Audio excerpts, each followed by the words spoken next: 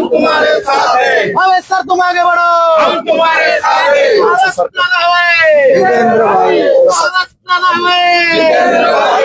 भारत तुम्हारे। शांत रहा, मेन इंटेन्शन नाही पूर्ण. थोडे थोडे सरका, थोडं अरे थोडं सरका ना, सरका थोडं ताई, सरका इकडे थोडेसा, सरका थोडं मोकळे सुट्टे खेळा एकदम बस. चलो छुट्टा केलो. हा, थांबा, हे विक्टिम इकडे येऊ द्या पुढं. हा, तुला जागा शोध जागा. चला ताई, थोडं सरका, अजून सरक तिकडे, थोडं सरका थोडं, बस. नाही बस. जमलं का? जमलं का? नाही बस. हा, हे बँकेचे आपले वंदे मातरम. आज पुण्याला टाटा कॅपिटल या फायनान्स कंपनीच्या ब्रँच मध्ये आलेलो आहोत. या खाजगी फायनान्स कंपन्या कर्जदारांचा कसा जीव घेतात, त्यांच्या नरड्यावरून रक्त कसं पितात, आणि आरबीआय म्हणजे रिझर्व्ह बँक ऑफ इंडिया आणि तत्सम संस्था ज्या या खाजगी फायनान्स कंपन्यांना कंट्रोल करतात, त्या यांच्या हातच्या बाहुल्या कशा आहेत याचा अनुभव कर्जदाराला येतो. आज माझ्या बरोबर कर्जदार आहेत सदाशिव शिर्के, जे या टाटा कंपनीचे साधारण 35 वर्ष सेवक राहिलेले आहेत.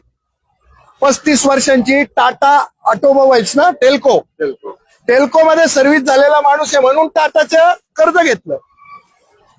त्यांची थकबाकी आहे 1.25 कोटी आणि त्यांचे चेक टाकले 2.25 कोटीचे, आणि 138च्या केसेस तयार करून अहमदाबादच्या कोर्टात पाठवायचा कार्यक्रम चालला. फक्त हे टाटा कॅपिटलच असं करतं का?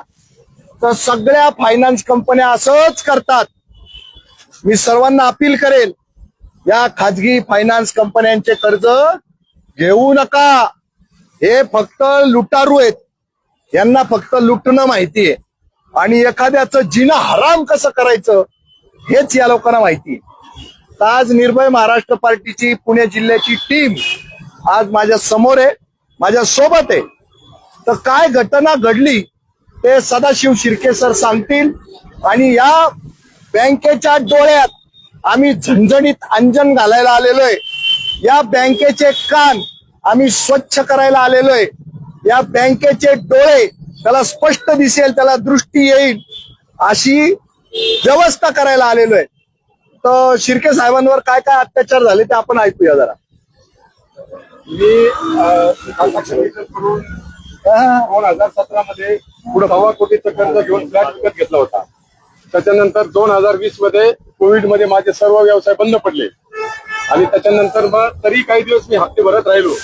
पण टाटा कॅपिटल कडनं 2022 मध्ये माझे कर्ज 1.25 कोटी रुपये असताना 2.25 कोटीच्या 2 केसेस अहमदाबादच्या कोर्टामध्ये टाकले आणि माझा मानसिक छळ केला. त्याच्यानंतर कोर्टाची दिशाभूल करून वारंवार घर ताब्यात घेण्याची कारवाई केली जाते. आणि आज मी ही तक्रार निर्भय महाराष्ट्र पार्टीकडे केली. निर्भय महाराष्ट्र पार्टीचे संस्थापक अध्यक्ष माननीय श्री जितेंद्र भाई पुणे जिल्ह्याच्या टीम बरोबर इथे आलेले आहेत, आणि आपण त्यांना, प्रशासनाला, बँकेच्या कर्मचाऱ्यांना दाब विचारणार आहोत की तुम्ही फसवणूक करतात. ज्यावेळेला मी एखादं पत्र पाठवतो तर मला साधं उत्तर पण दिलं जात नाही, आणि म्हणून आज आपण समक्षच त्यांना भेटायला आलेलो आहोत. बघूया आपण आता स्टेटमेंट मिळत नाही, हे असं नालायकासारखं वागतात. याची तक्रार पोलीस स्टेशनला दिली तर पोलीस स्टेशनचे PI यांना फोन करतात. हे म्हणतात आत्ता आलो, नंतर आलो, आत्ता आलो, नंतर आलो, आत्ता आलो, नंतर आलो. आणि सामान्य माणसाला जर पोलीस स्टेशननी फोन केला तर सामान्य माणसाची पाचावर धारण बसते, तो घाबरतो का? तर तो कायद्याचा आदर करायचं त्याच्या डोक्यात असतं. पण यांनी कायदा विकत घेतलाय, पोलीस विकत घेतलेत, पोलीस स्टेशन विकत घेतलेत, गृह मंत्रालय विकत घेतलंय, गृहमंत्री विकत घेतलाय. अशा आविर्भावामध्ये हे सगळ्यांशी वागत असतात. आता टाटा कॅपिटलला आहे ना, यांच्या कर्ज रकमेमध्ये काही इंटरेस्ट राहिलेला नाही.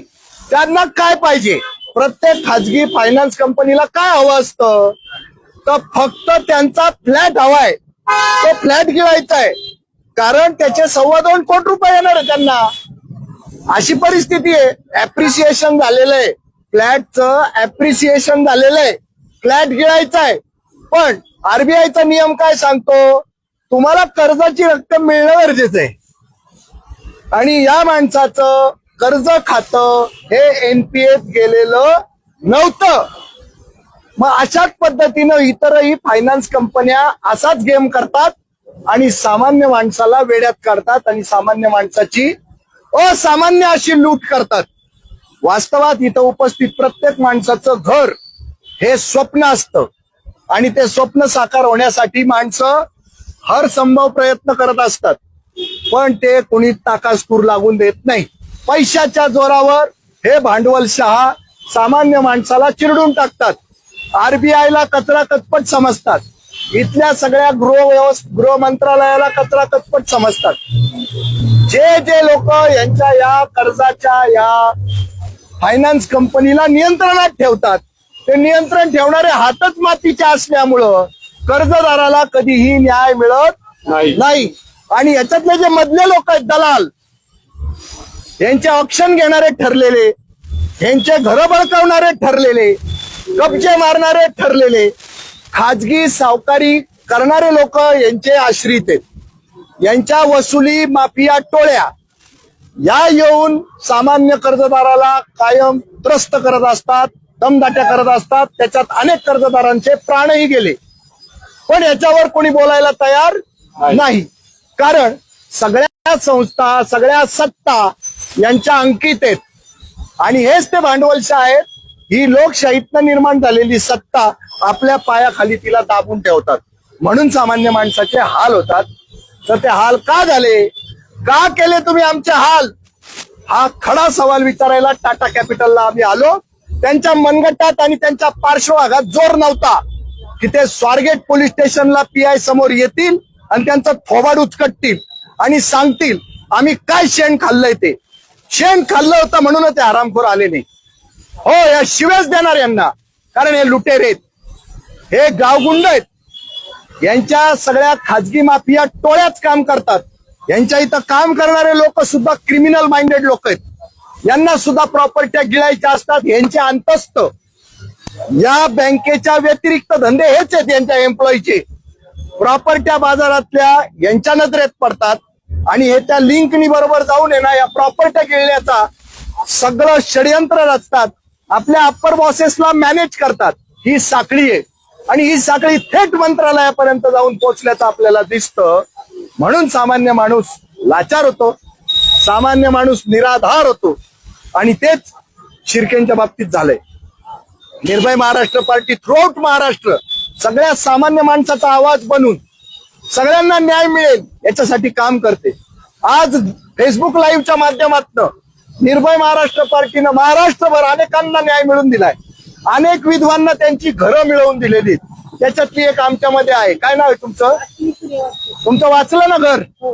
तुम्हाला काही पैसे बिशे घेतले का निर्भय महाराष्ट्र पार्टीने? साहेब, तुमच्याकडनं काही पैसे घेतले का निर्भय महाराष्ट्र पार्टीने? तर आम्ही स्वतः असं मानतो की एक विधवा आपल्या लेकरांसहित रस्त्यावर येता कामा नये. आमचं संविधान कुठल्याही आबलेला रस्त्यावर यावं म्हणून कुठलीही प्रोव्हिजन करत नाही. पण आजचे मातीचे हात असलेले सत्ताधिकारी, अर्थमंत्री, मग तो राज्याचा असो किंवा केंद्राचा, तो या सगळ्या भांडवलशाहांपुढे शेपटी हलवतो, लाळ घोटतो आणि त्याचे परिणाम सामान्य कर्जदाराला भोगावे लागतात. त्याचा जाब विचारायला आम्ही इथे आलेलो आहोत आणि आज आम्ही जाब विचारणारच. धन्यवाद.